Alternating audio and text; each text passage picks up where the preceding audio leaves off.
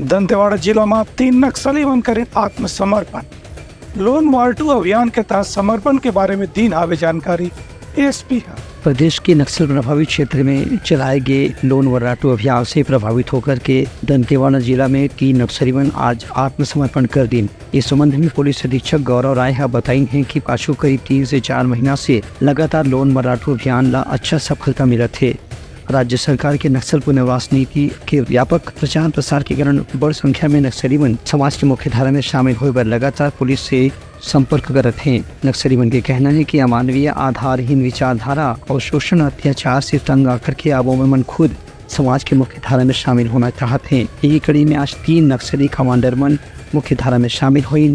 Police अधीक्षक बताइन कि ये तीनों नक्सली मंडा राज्य सरकार के पुनर्वास नीति के तहत 25,000 रुपए की आर्थिक सहायता प्रदान करी गई है। Bureau report Uttarakhand news.